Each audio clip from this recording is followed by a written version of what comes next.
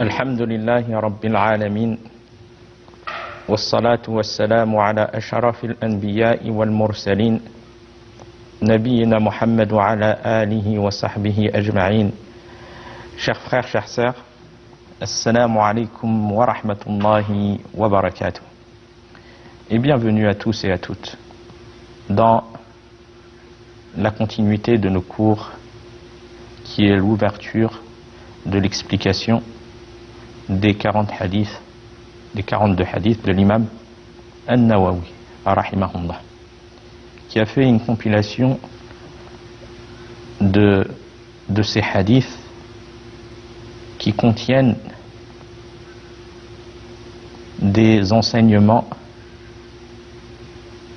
bénéfiques à toute la communauté et pour toute personne qui chemine dans ce bas monde vers Allah Azza wa Jal. Il lui est demandé d'avoir connaissance de ces hadiths et si possible de les apprendre, de les comprendre et de les propager,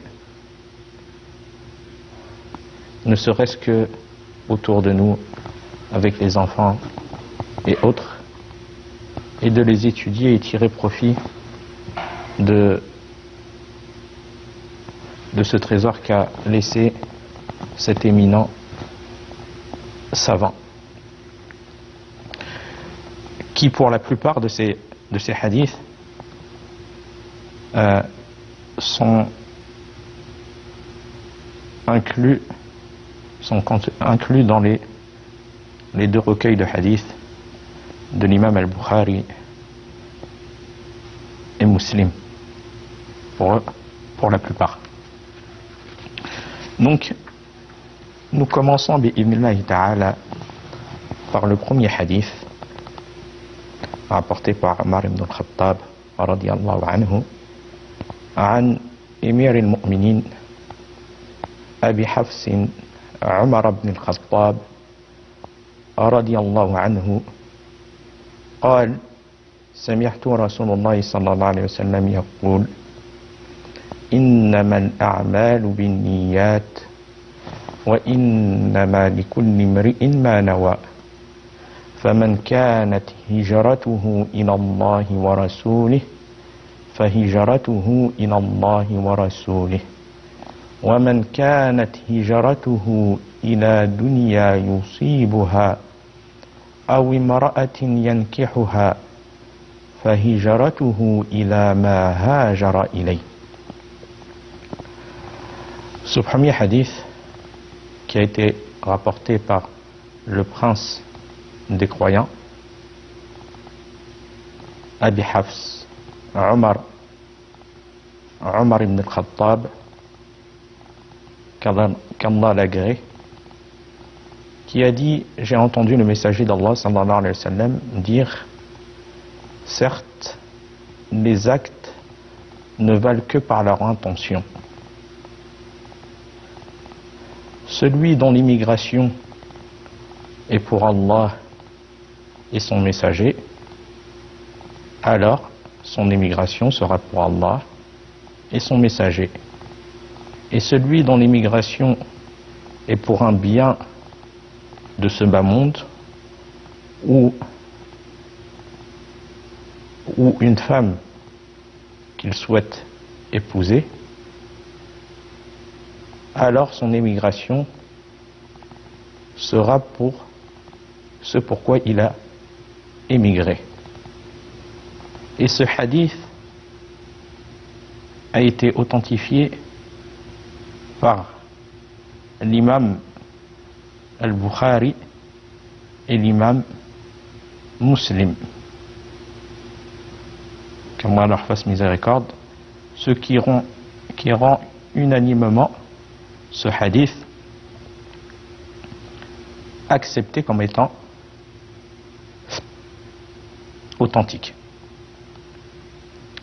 Et Le rapporteur du hadith est Omar ibn al-Khattab, radiyallahu anhu, le deuxième calife qui a succédé à Abu Bakr as-Siddiq, radiyallahu anhu, et qui a dirigé les croyants. Donc c'est le deuxième calife, surnommé le prince des croyants, radiyallahu anhu. Et ce hadith a été rapporté que par lui. Ce noble hadith a été rapporté que par lui. Et il dit avoir entendu le messager d'Allah sallallahu alayhi wa sallam, ce qui prouve qu'il a entendu du prophète alayhi salatu wa sallam sans intermédiaire. Sans intermédiaire. Et rapporté que par lui. Malgré sa grande importance. Donc c'est un hadith authentique. Il est dans les deux recueils de hadiths authentiques de l'imam al-Bukhari et de l'imam Muslim. Et même l'imam al-Bukhari, rahimahullah, dans son sahih, dans son recueil de hadiths authentiques, il a commencé par le même hadith. Il a commencé par ce hadith-là. Donc l'auteur, l'imam al-Nawawi, il a commencé cet ouvrage par ce hadith. Ainsi que l'imam al-Bukhari et d'autres savants aussi qui commencent leur ouvrage par ce noble hadith. Pourquoi? Du fait de sa grande importance. L'importance de l'intention. Et on demande à Allah Azza wa Jal qui nous donne à tous une intention sincère. Car c'est une cause d'acceptation des œuvres. Les œuvres sont acceptées sous deux conditions. La première, qu'elles soient sincères pour Allah, qu'elles soient sincèrement effectuées pour Allah subhanahu wa ta'ala. Et la deuxième, qu'elles soient sur le suivi du messager d'Allah sallallahu alayhi wa sallam. Donc, c'est pour ça que ces savants débutent leur ouvrage ces grands savants débutent leur ouvrage par ce hadith, afin de se rappeler l'importance de l'intention et que le croyant se doit de se rappeler avant tous actes qu'il souhaite accomplir,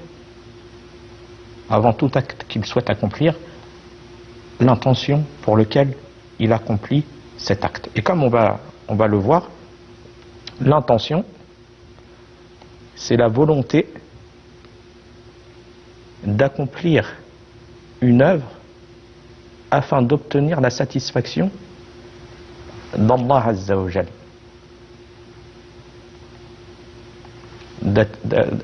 La personne, elle le fait sincèrement pour Allah.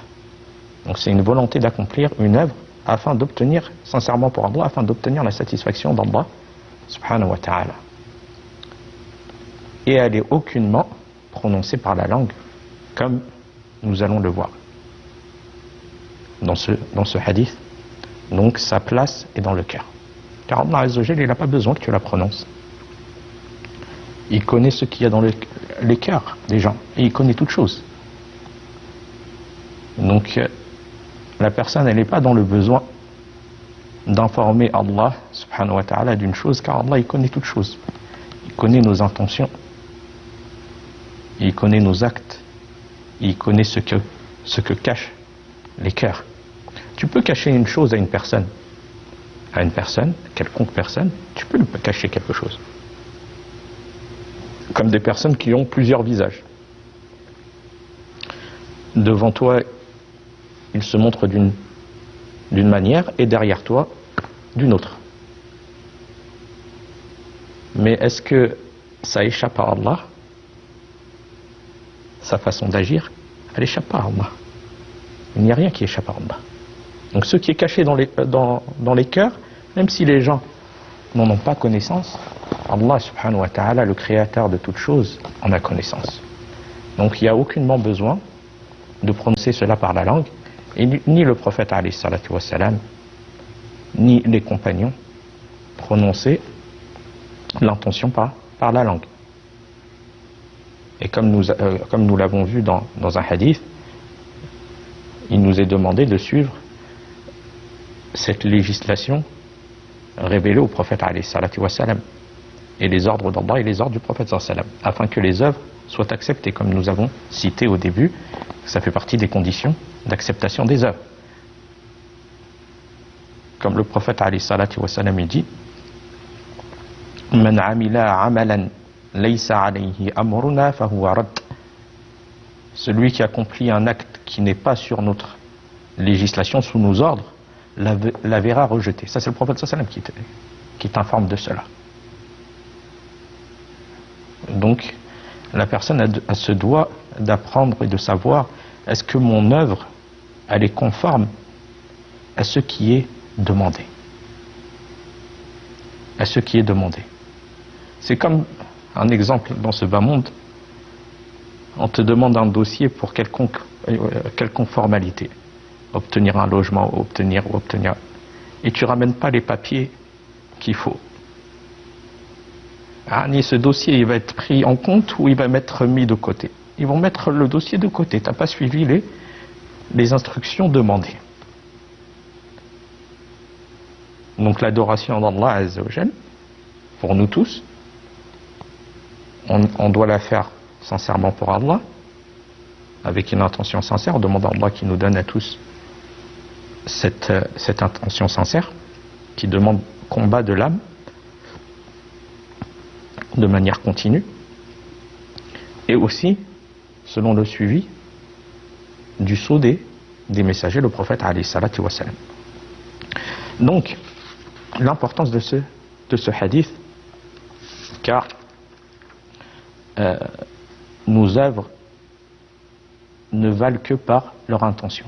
La rétribution et la récompense de nos œuvres est selon l'intention de départ. C'est pour ça que les gens diffèrent grandement à ce niveau-là, au niveau de l'intention. Les intentions sont différentes chez les gens.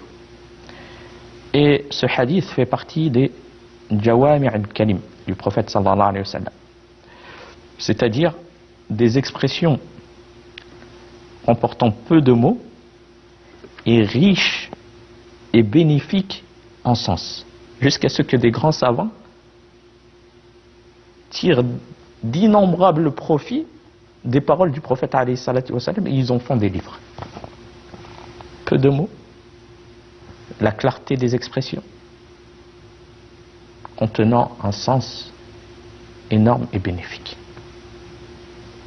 Ce qui prouve que la personne aussi, elle se doit, si elle parle, que cela soit bénéfique. Beaucoup de personnes parlent longuement, de longues heures, mais malheureusement dans la futilité et peut-être même dans la désobéissance à Allah. La langue, ça fait partie des membres qui accomplit beaucoup ou peut-être le plus d'œuvres, peut-être avec le regard même. Mais malgré cela, très peu font attention à l'utilisation de ces membres. Vous avez des personnes même qui apprennent ou qui lisent, qui apprennent des versets, qui écoutent des versets. Et le plus important, c'est de les mettre en pratique. Celui qui apprend et qui ne met pas en pratique. Il y en a beaucoup qui connaissent et qui savent que parmi les châtiments de la tombe et les causes du châtiment de la tombe, la médisance, la calomnie. Et malgré cela, dans les assises, il y en a qui parlent sur les gens. Qui parlent sur les gens, sur des choses que la personne n'aimerait pas entendre en sa présence.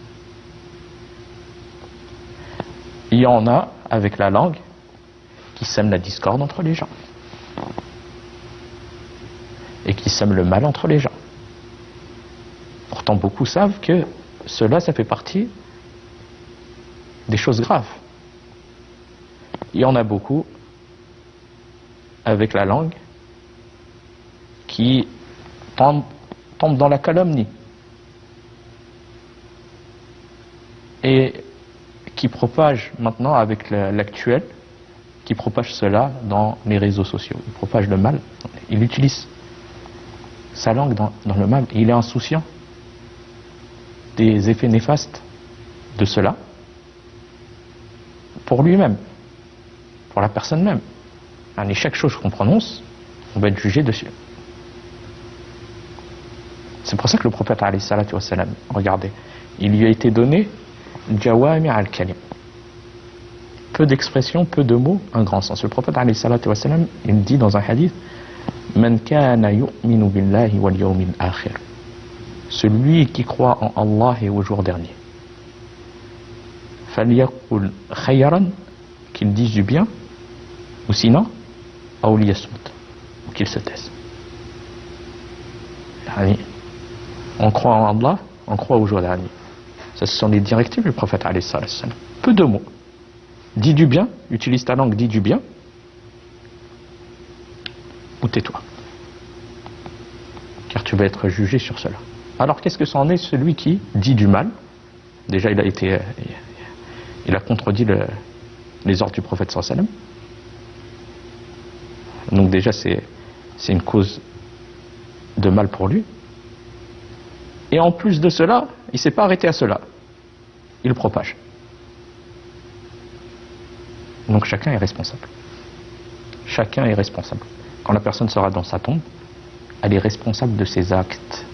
Et Allah Azza wa Jalla, il va juger les personnes équitablement et avec justice.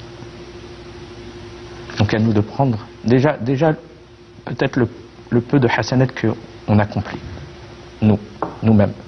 On demande à Allah Azza wa Jalla qui nous pardonne. Et en plus de cela,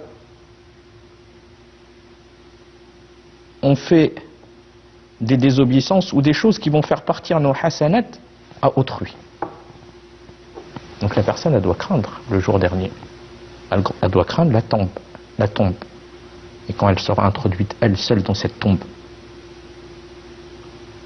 Et comme on m'a dit, ça fait partie des châtiments de la tombe, comme il est venu, la médisance. Donc la personne, elle doit craindre Allah subhanahu wa ta'ala, et elle doit un maximum œuvrer avec ceux qu'elle connaît, même si c'est peu. Le principal, c'est d'œuvrer. Car si c'est beaucoup et on n'œuvre pas avec, ça va à notre rencontre. On est la personne qui connaît que la médisance c'est mal, et malgré cela, dans ses assises, elle parle sur les gens, elle fait du mal. Donc le plus important est d'œuvrer avec ce qu'Allah subhanahu wa ta'ala il nous a donné, même si cela est peu. Même si cela est peu. Et comme nous allons voir, les gens de science ils disent à propos de ce hadith qu'il fait partie des 4 hadiths autour duquel tourne l'islam. Les 4 hadiths autour duquel tourne l'islam. Parmi ces 4 hadiths, le hadith dont nous allons entreprendre l'explication, innamal a'malu binniyat, que les actes ne valent que par leur intention. Le deuxième hadith, innal halala bayyin wa innal harama bayyin, que le licite est clair et l'illicite est clair. Le troisième hadith, izhad fima fi aydin nas yuhibbuka nas, yani passe-toi de ceux qui entre les mains des gens, les gens t'aimeront. Et le quatrième hadith, min husni islamil mar'i tarkuhu ma la ya'nih, parmi le bel islam de la personne le fait de délaisser ce qui ne le regarde pas. Donc les gens de science, ils ont cité comme quoi ces 4 hadiths font partie des hadiths sur lesquels tourne l'islam. Donc nous sommes dans l'explication bi'idhnillahi ta'ala de ce premier hadith de cette grande importance, innamal a'malu binniyat, que certes les actes ne valent que par leur intention. Certes, innama, c'est une préposition de restriction en arabe qui affirme le jugement de ce qui vient par la suite. C'est-à-dire, certes les actes, que la considération des actes auprès d'Allah subhanahu wa ta'ala n'est que par leur intention. C'est-à-dire que la personne sera récompensée selon la raison, en fonction de la raison qui a motivé son acte. Et ce dont il a eu l'intention par rapport à l'acte qu'il a souhaité accomplir. Et les gens diffèrent par rapport à cela. Parmi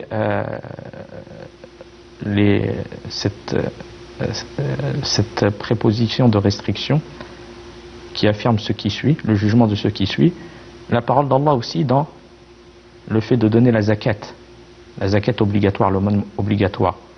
Elle doit être donnée à 8 catégories de personnes et pas autres. Comme Allah Azza wa Jalla dit, innama sadaqatu lil fuqara'i wal masakin. La zakat obligatoire, elle doit être donnée, ces aumônes obligatoires sont destinées que pour les pauvres et les indigents. C'est par cela que le verset a commencé. Et le reste de catégories de personnes auxquelles cette zakat, cette aumône légale doit être remise. Naam. Car la sadaqa, l'aumône recommandée, elle peut être donnée à d'autres personnes hors ces 8 catégories de personnes. Mais la zakat, la personne qui veut sortir sa zakat légale, obligatoire, qui fait partie des piliers de l'islam, elle doit les sortir dans ces 8 catégories de personnes citées dans le verset et par lequel le verset a commencé, c'est-à-dire les pauvres et les indigents et les autres personnes citées, les autres catégories de personnes citées dans ce verset. Donc les actes ne valent que et ne sont pris en compte, la considération des actes auprès d'Allah n'est que par leur intention de départ, qui est la volonté, qui a motivé, la raison qui a motivé